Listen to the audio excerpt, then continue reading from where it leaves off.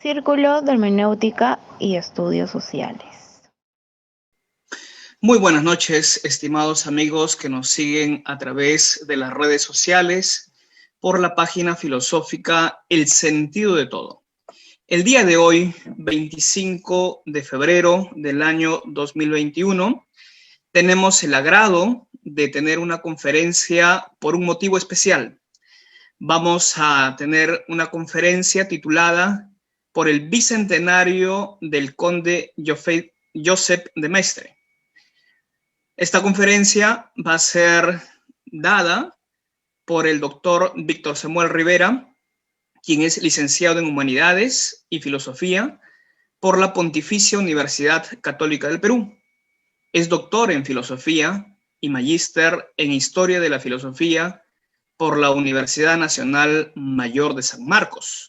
Desde 1992 es miembro de la Sociedad Peruana de Filosofía, de la que llegó a formar parte de su consejo directivo en el año 2019. Actualmente es presidente del Círculo de Investigación de Hermenéutica y Estudios Sociales. El doctor Rivera se ha dedicado a la hermenéutica filosófica, la historia conceptual y la historia de la filosofía moderna, así como a la filosofía política. Ha tenido a lo largo de su carrera profesional más de 100 publicaciones innumerables referidas al conde Joseph de Maistre, cuyo pensamiento político ha integrado a sus reflexiones sobre la hermenéutica. Por tal motivo, hoy día es vísperas. El día de mañana estamos celebrando el bicentenario de este gran pensador, y por ello ha sido un honor poder invitar al doctor Víctor Samuel Rivera para que nos pueda dar algunos alcances con respecto a su pensamiento, a su vida, a su obra. Y por tal motivo es grato para nosotros hacer la presentación de este gran filósofo peruano. Y Víctor Samuel Rivera, bienvenido a la página El Sentido de Todo. Muy buenas noches. Nino, muchas gracias por la generosidad de compartir este espacio conmigo, y espero poder satisfacer las necesidades, las expectativas, digo, de las personas que nos están acompañando y que nos acompañarán incluso cuando nosotros ya no estemos, que esa es la forma extraña que tenemos de compartir en esta época. Bueno, creo que sin más debería comenzar a explicar el tema. Y en el panel, en la propaganda que se hizo de esta actividad, el título de la conferencia es Joseph de Maistre como hermeneuta. Todo esto es un poco insólito en este mundo en el que estamos. Nosotros estamos en el Perú. Han habido algunos recordatorios del bicentenario de Maistre que se han hecho públicos en el mundo. Pero no recuerdo haber encontrado o haber tenido el rastro de una presentación asignada a una persona. Y para ser honesto conmigo mismo, con las personas que están delante de mí y con la posteridad, el hecho de que estemos en el bicentenario de la muerte de Joseph de Maistre, que ocurrió el día 26 de febrero de 1821, es, para hablar prestadamente de manera filosófica, el lugar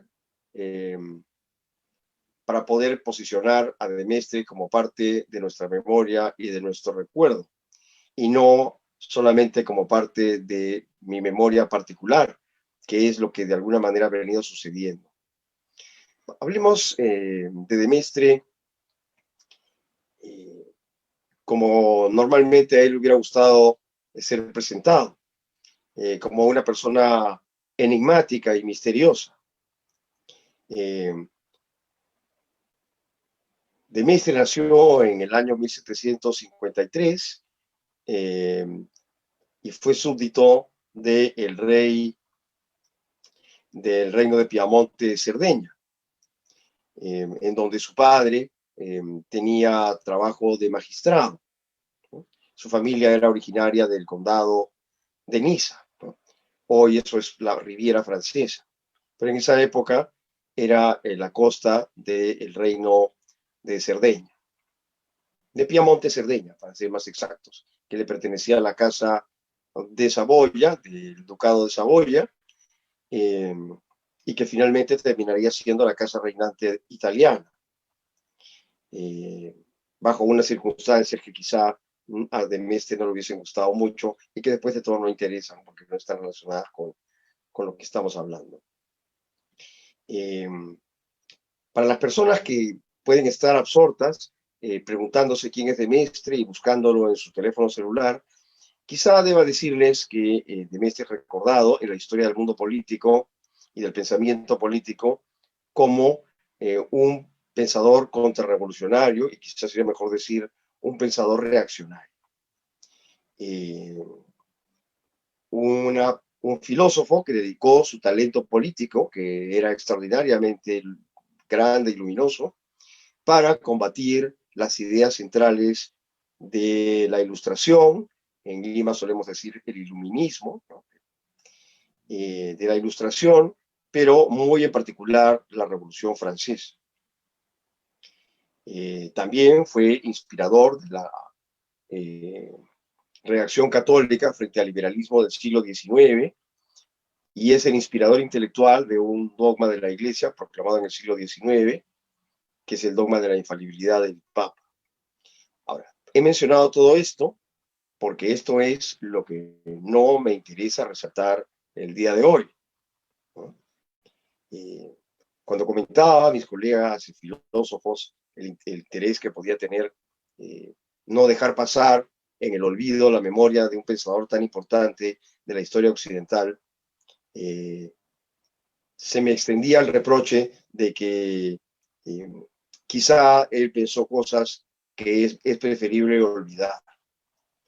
Y voy a hacer una concesión con estos colegas que han sido varios y a quienes yo respeto profundamente, porque son personas muy inteligentes, si no, no les habría comentado nada de esto. Les haré la concesión de que en efecto Joseph de Maistre dijo e hizo muchas cosas que son calificadamente difíciles de entender. Y voy a rescatar a de Maistre en esta pequeña locución, que no pretende tampoco ser una conferencia especializada, en la medida en que él no puede ser evitado en el mundo en el cual vivimos. Porque por haber sido un pensador contrarrevolucionario, gestó ideas que tienen una intensa riqueza para las personas, para los pensadores y también para las personas comunes que tienen una idea crítica sobre el mundo moderno, ¿no?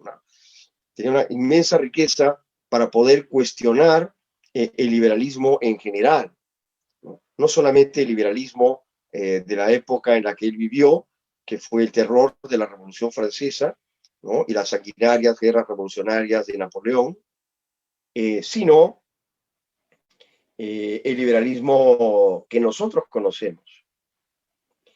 Este liberalismo en el cual el ser humano ha perdido sus referentes de identidad más básicos, de tal manera que quizá cada uno ya no sabe con plena certeza, digamos que los lineamientos más fundamentales para desarrollar la vida humana, sino que participamos en una atmósfera cultural donde lo que debía ser primero se ha convertido en segundo. Hay unas ciertas certezas que toda sociedad humana debería tener, sobre las cuales se hace el montaje, la instalación del sentido de la vida, de la corrección de la vida, ¿no? Y de las tareas a cumplir desde el punto de vista ético y desde el punto de vista sociológico y político. Y a esas certezas básicas que son fundamentales para el desarrollo de toda vida humana posible, nosotros hemos hecho una operación de reemplazo, un reemplazo liberal por una incertidumbre, ¿no? Una incertidumbre a partir de la cual uno se hace preguntas del tipo ¿quién soy? ¿No? ¿De dónde vengo? ¿A dónde voy? ¿No? Unas preguntas que están relacionadas básicamente con la inacción. porque el que se pregunta a dónde va no puede ir, puesto que no sabe dónde va, ¿no? Y el que no sabe quién es, mal podría saber qué hacer, puesto que el que no sabe quién es, tampoco sabe qué es qué es lo que le toca. Esta perplejidad, que es muy fácil percibir en la atmósfera del mundo en el que vivimos, ya la había notado de Mestre en su propio tiempo, ¿no? En su propio tiempo, en que muchas de las certezas básicas que nosotros ahora cuestionamos, nosotros no lo digo como un testimonio personal, sino como un testimonio de época, ¿no? Muchas de las certezas que ahora cuestionamos parecía que seguirían siendo incuestionables para siempre, ¿no? Por ejemplo, que la familia humana está constituida por un hombre y una mujer, ¿no? Que se asocian para constituir una comunidad que tiene una identidad propia y en la cual tiene sentido la gestación eh, y la configuración de un pequeño mundo que es el mundo de la familia. Para tomar un ejemplo, quizá de lo más inocente, del tipo de cosas que nosotros creemos que son discutibles y que sin embargo son el tipo de creencias que nos permiten tener lugar como una forma de vida humana. Es como si la gallina y el gallo se utilizaran una cierta capacidad reflexiva que quizá felizmente para ellos no tienen, por el cual pensaran si no sería mejor que el gallo ocupara el lugar de la gallina y la gallina el del gallo, o se repartieran sus funciones biológicas de manera equitativa para ser iguales entre sí, ¿no? O fueran capaces de amputarse o transportar o trasladar sus miembros de uno en el otro con la finalidad de la gallina ser cada vez menos gallina y el gallo menos gallo, para así hacer una familia donde no hubiera ni gallina ni gallo. Todo esto lo digo de una manera un poco cómica, pero es que lamentablemente hemos llegado a este episodio de nosotros mismos, en el cual todo lo serio parece una broma y todas las bromas son en serio, como la broma que les estoy contando.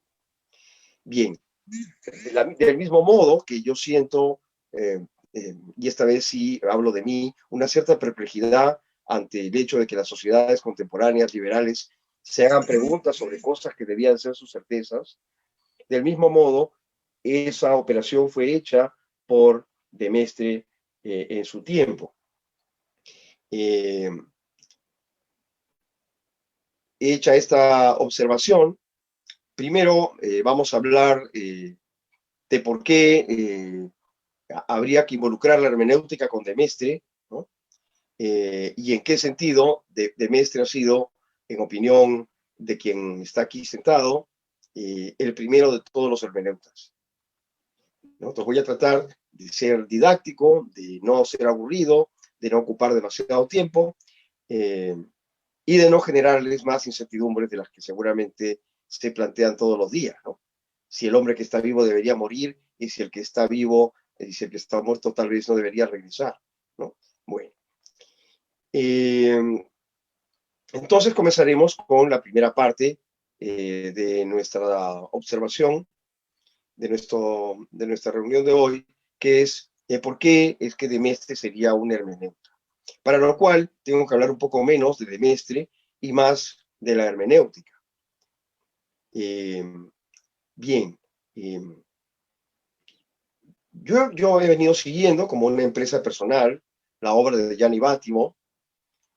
Desde que yo era un estudiante universitario, Gianni Vattimo se puso de moda a la par que Richard Rorty en los años 80, ¿no? Luego Vattimo y también Rorty, que tienen un parentesco intelectual, se volvieron ambos referentes culturales y no solamente filosóficos de la década del 90 y llegaron como tales a el siglo XXI.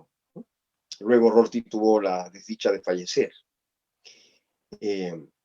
Pero estuve interesado tanto en uno como en el otro originalmente desde mi etapa universitaria.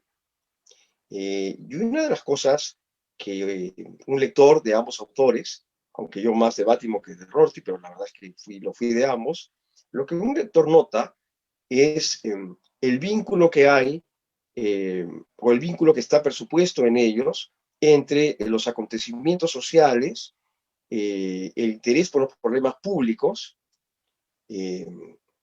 y la idea de un pensamiento filosófico ¿no?, que atraviesa el mundo público y que, para utilizar un vocabulario que es de Heidegger, de Martin Heidegger, vamos a llamar ontológico, es decir, relativo al ser.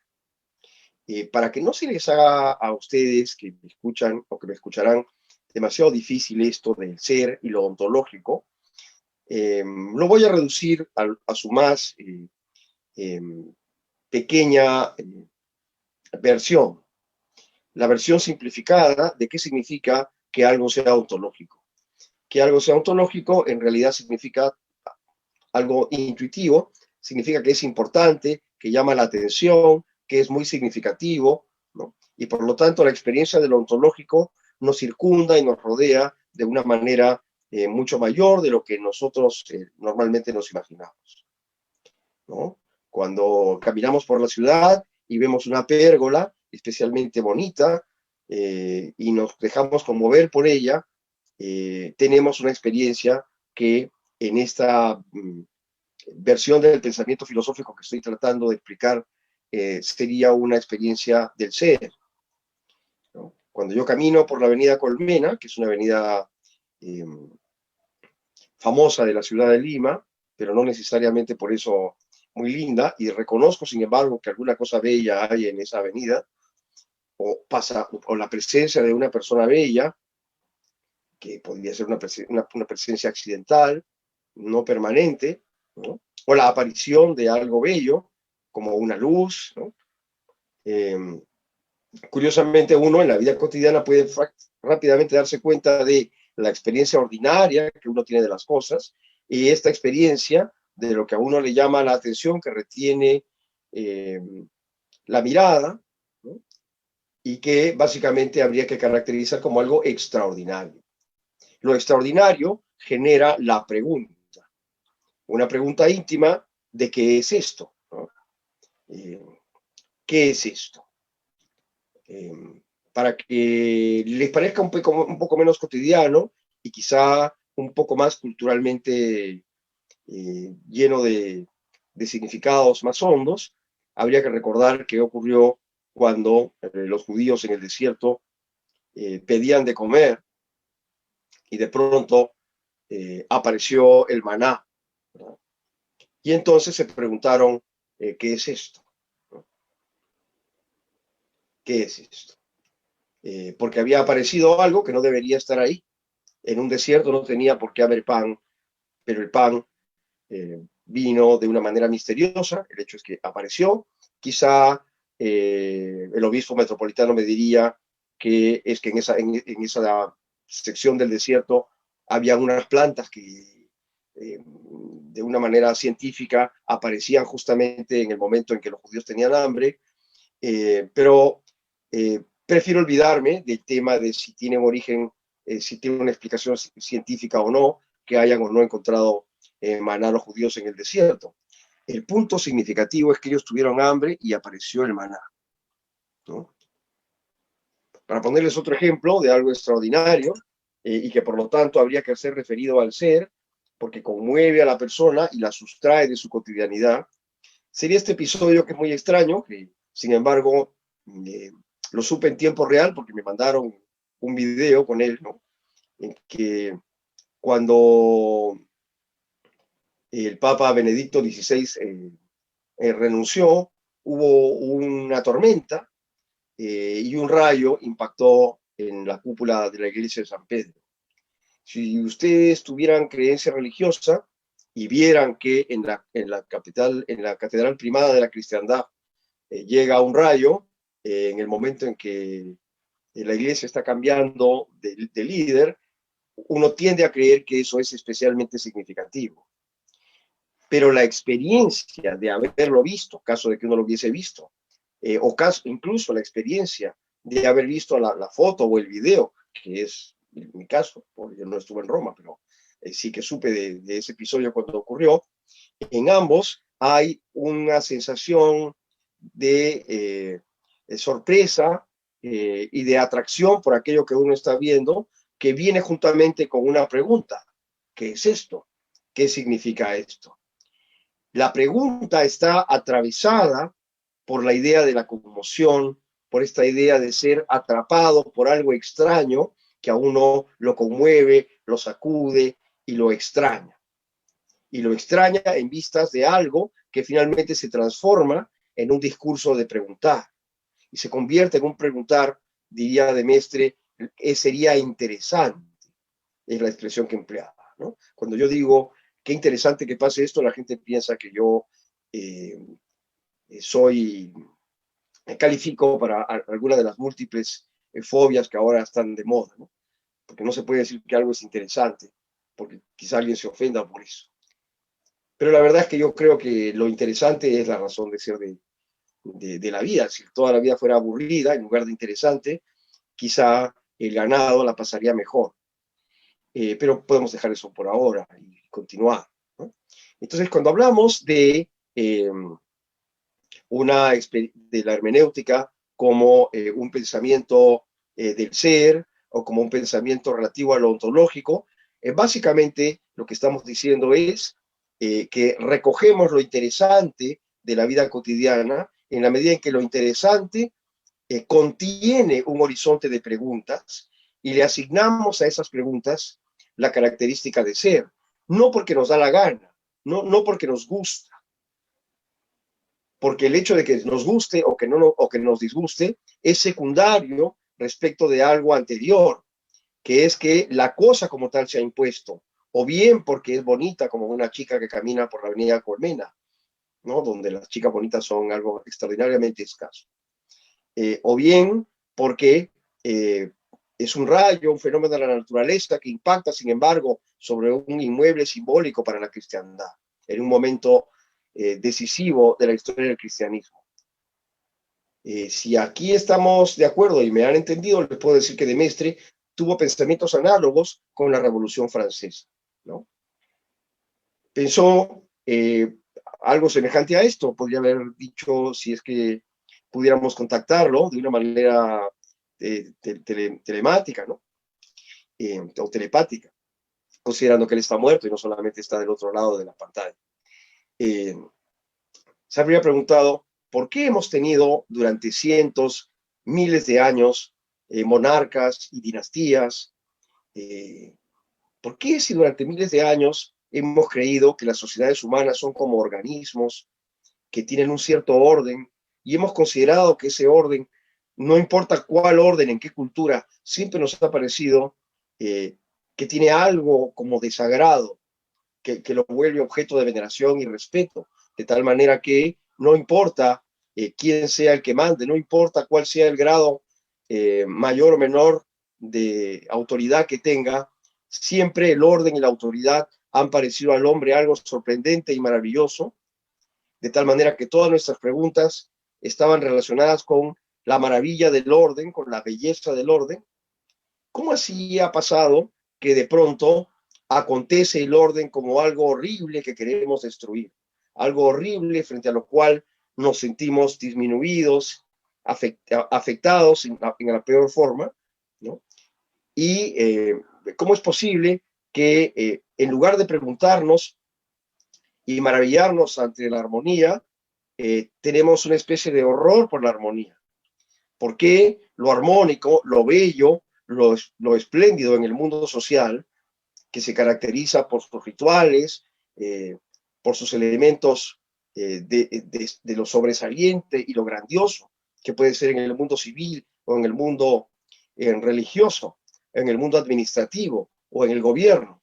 ¿Por qué de pronto la humanidad o algún grupo de personas que se consideraba a sí misma especialmente más humana que el resto de la humanidad digo, comienza a pensar de sí misma que es horrible vivir en el orden? Y entonces se convierten en agentes del desorden. Esta experiencia la tuvo de Mestre y la transformó en un discurso filosófico, que es la razón por la cual estamos repasando de una manera tan quizá un poco burda lo que él verdaderamente pensó. Pero creyó que era un acontecimiento sin precedente que las personas sintieran horror por el orden en el sentido de que el orden mismo se les aparece no como algo grandioso, sino como algo digno de ser destruido, ¿no? Por eso decía un sociólogo, Jean Tissot, que es uno de los fundadores de la sociología científica, ¿no? Se hacía la pregunta en un libro posterior a la época de Demestre, 50 años posterior a las obras más interesantes de Demestre, se preguntaba, ¿por qué estará pasando en nuestro mundo que de pronto todo lo que es orden nos parece mal? Es decir, que si cambiamos un orden por otro orden, el nuevo orden también se volverá sospechoso por el mero hecho de ser orden, ¿no? Porque uno podría pensar, que es lo común creer, que quizá el orden que fue destruido y que produjo horror a la gente del siglo XVIII o principios del XIX, fue superado por un orden mejor que hizo que la gente que comenzó a vivir en esos órdenes nuevos, se sintiera finalmente feliz y dichosa del cambio que había hecho, ¿no? Pero creo que hay algo de inautenticidad, de falsedad y de hipocresía o de falta de reflexividad o de, digamos, escasez de miras en la reflexión cuando uno verdaderamente piensa o verdaderamente dice, incluso con convicción, que el tiempo posterior fue mejor, ¿no? Porque posiblemente nunca ha habido tantas y tan terribles transformaciones en el mundo de los hombres, en la magnitud y con la crueldad de la que esto fue posible, entre la Revolución Francesa y el tiempo presente en que estamos nosotros instalados. Es como que se dio lugar a una transformación que, para hablar como se habla ahora en la televisión, normalizó el mal. Hizo que el mal, que también el mal tiene capacidad para sobrecoger y llamar la atención de la gente, pero que el mal en general se convirtiese en el objeto de interés de la humanidad y que incluso se considerara que el bien solamente era posible tras tras un grande mal o ocasionando un gran mal cuyo objeto final fuese el bien, ¿no? Hay gente que no se acuerda que Kant creía que la conflictividad social, tal como uno la veía en la historia, debía ser considerada metafísicamente un bien, puesto que la única manera de justificar los horrores en la vida social, los asesinatos, los crímenes y las guerras, era pensando que todo esto era recogido y rescatado por una idea final de tipo metafísico, ¿no? Y que sería constitutiva y orientadora del ser humano. Y que en consecuencia, detrás de todo el de todo mal e incluso del mal más grande, en realidad había un bien posterior. Un bien posterior que era intrínsecamente tan grande que justificaba, redimía y santificaba todos los demás males de los cuales venía precedido. Incluso si ese bien no hubiera sido instalado y quizá no fuera instalable de manera objetiva en la realidad, ¿no? Como yo creo que se desprende de las observaciones de Habermas respecto de por qué la modernidad genera tantos problemas y sin embargo hay que continuarla como un proyecto que no tiene fin, ¿no?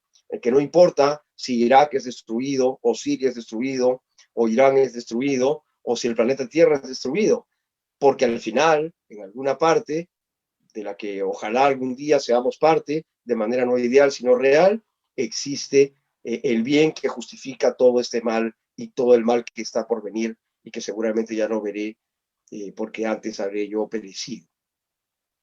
Bien, todo esto es hermenéutica.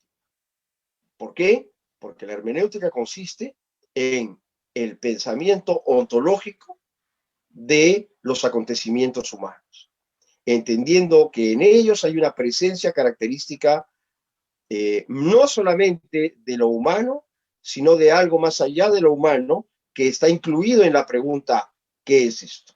Cuando yo me pregunto ¿qué es esto? Por las 200.000 personas que fueron asesinadas en la Revolución Francesa, o por los 5 millones de personas europeas que murieron en las guerras napoleónicas, ¿no? O por las personas que fueron asesinadas en el Japón con la bomba atómica, a pesar de que el Japón ya se había rendido. Cuando uno se pregunta, ¿qué es esto? Se está haciendo una pregunta sobre algo que si fuera meramente humano, tendría respuesta, una respuesta muy simple.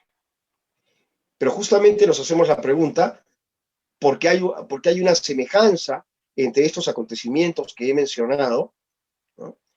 Y la pregunta que se hicieron los judíos cuando encontraron el maná en el desierto y se preguntaron, ¿qué es esto?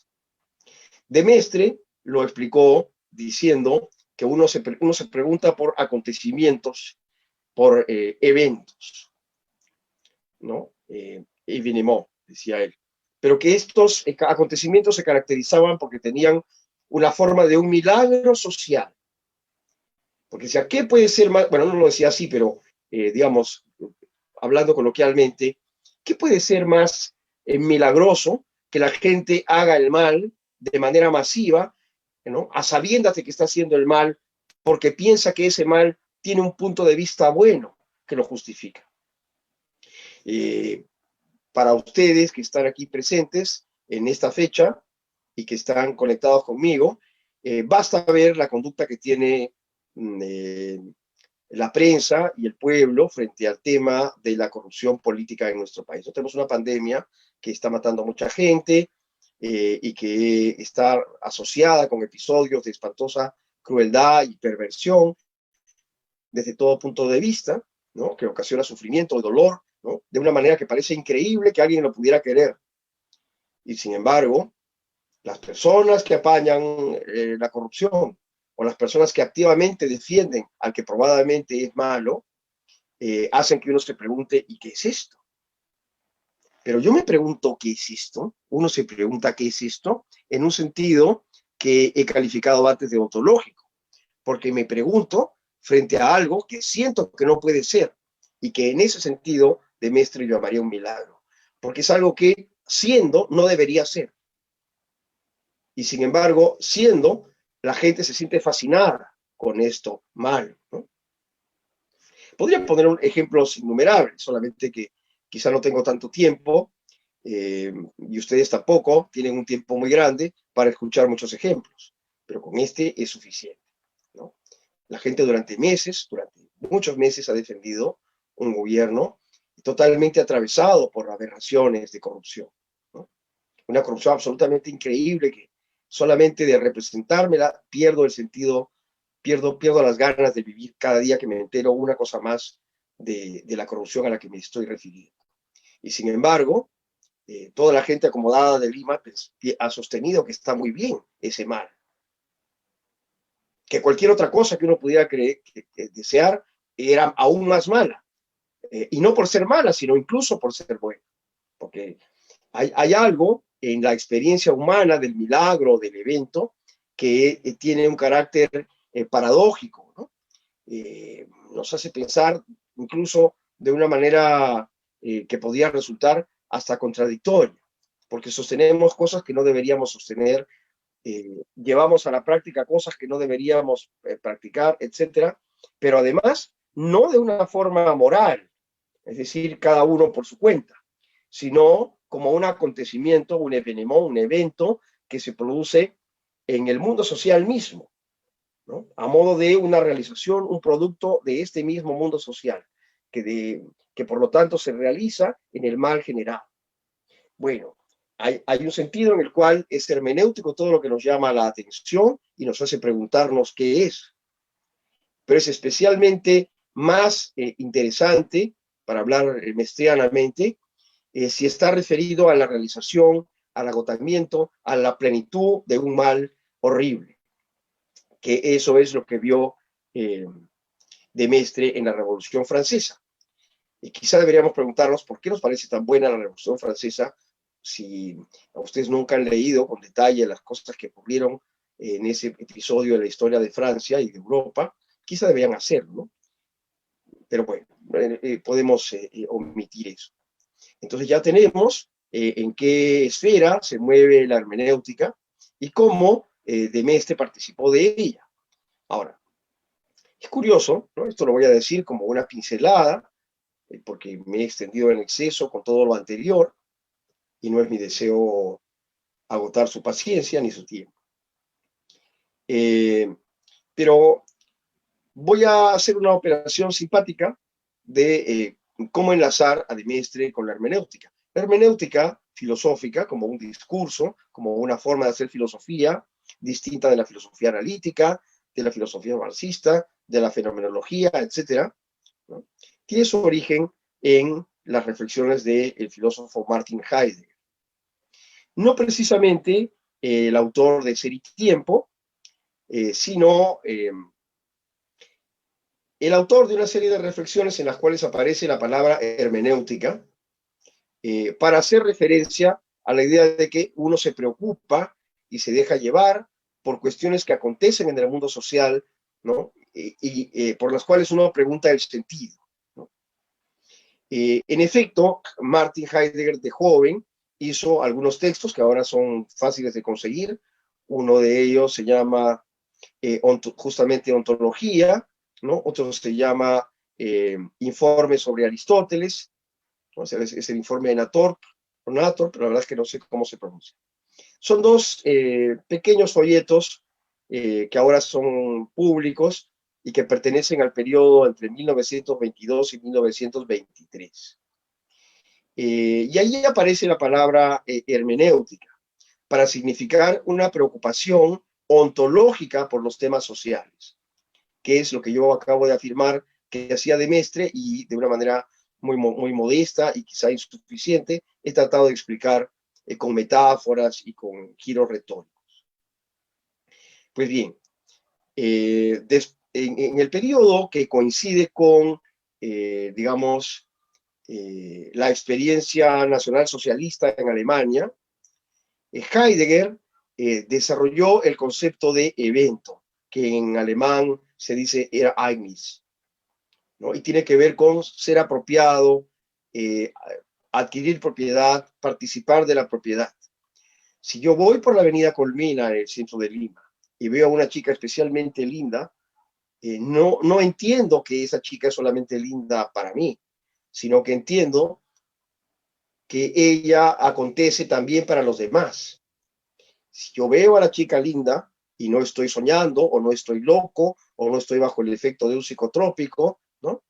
O no estoy alcohólico, bastaría con que tuviera alguien a mi lado a quien decirle, hacerle notar que está la chica allí, y esa persona también vería a la chica, ¿no? Es decir, no solamente yo la vería, otro también la vería. Si me doy cuenta de que hay un monumento especialmente bello, aunque no necesariamente muy visible, y lo noto, y no estoy loco, no estoy bajo efecto de un psicotrópico, no tengo alguna sustancia morada que está alterando el funcionamiento de mi sistema nervioso o mi cerebro, entonces tendré la posibilidad de comunicarle a otro, que no sea yo, la presencia de aquello que en mí ha acontecido. Cuando hablamos de Ereignis, ¿no? De el evento como apropiación, estamos describiendo esta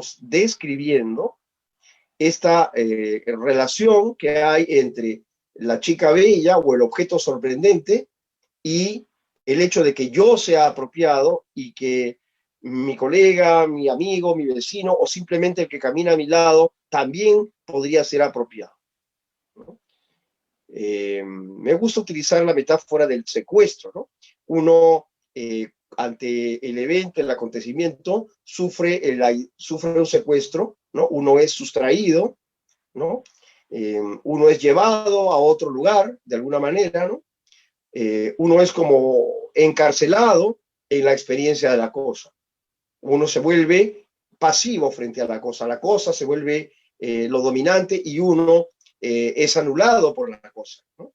Ocurre que uno es anihilizado, si es que tal cosa se puede decir en español, por la presencia de la cosa, y cuando uno luego tiene la pregunta de qué es esto, la pregunta no está referida a uno mismo, la pregunta está referida a la cosa en la medida en que se ha hecho propia en el hombre, ¿no?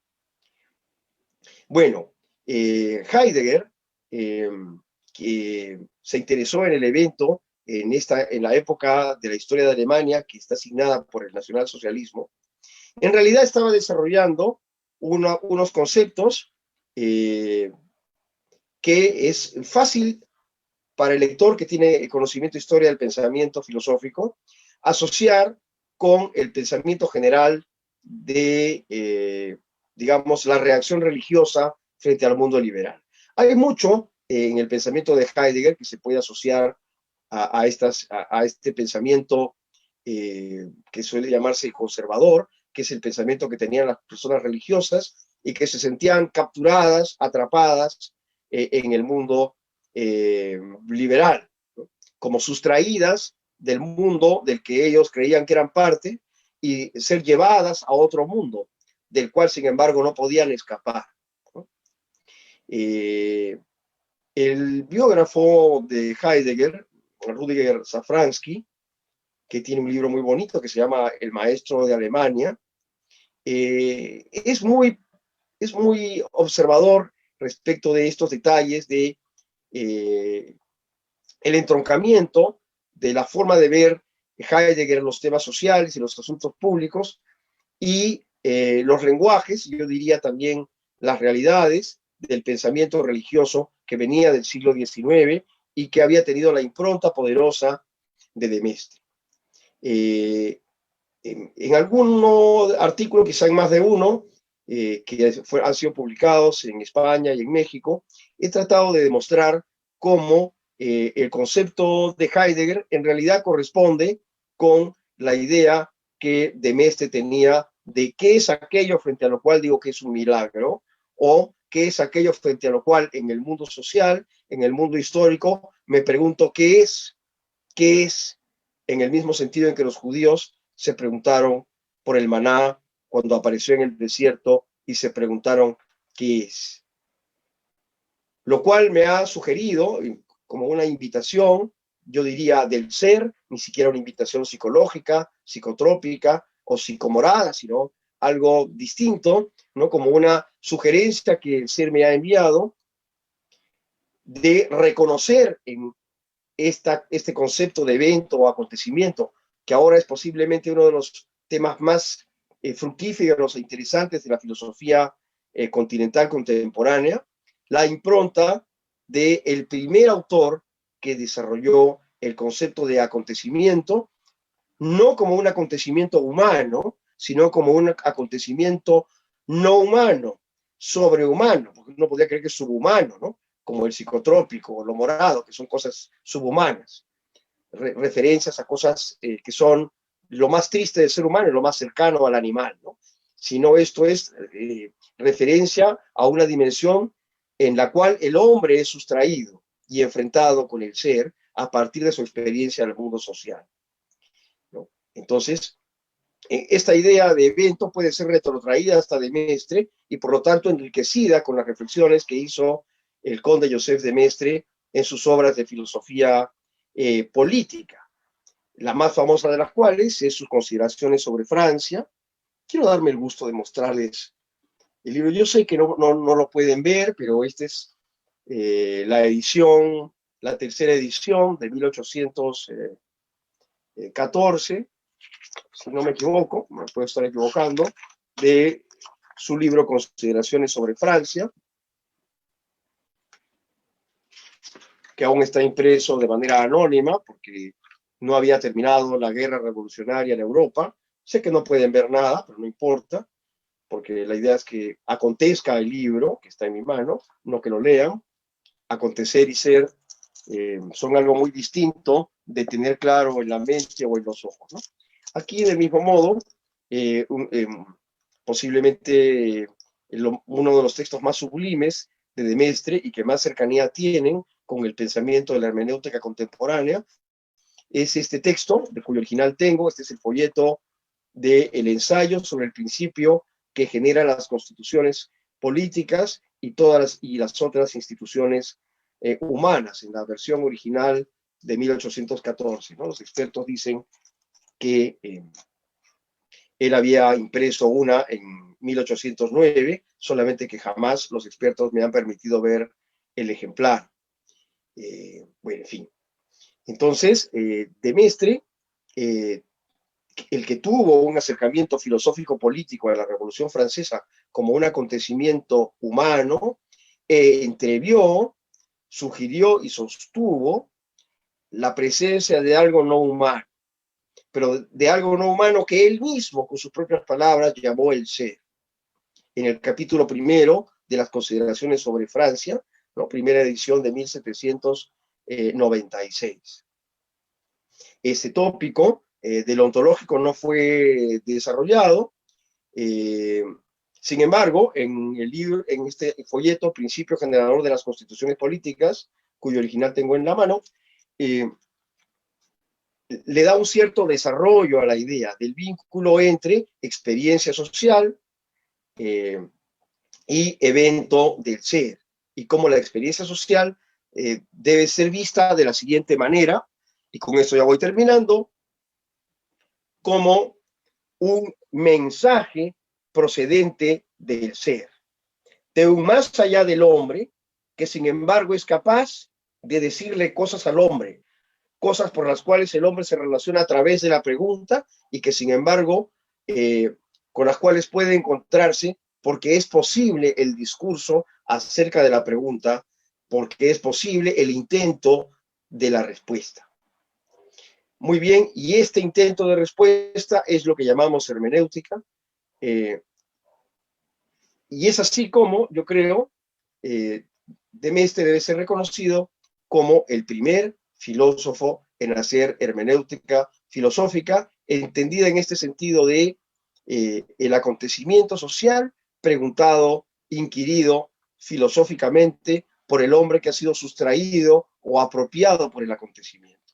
Si veo algo que es tan extraordinariamente grande, que me llena de su presencia o que me absorbe en su horror, si tal cosa es posible, entonces ya sabemos cuál es el ámbito en el que se mueve la hermenéutica filosófica, tal y como yo la comprendo, porque hay otras versiones de ella, y la hermenéutica filosófica tal y como la podemos descubrir y releer en el Conde de Mestre, que el día 26 de febrero de este año cumplirá bicentenario de su muerte.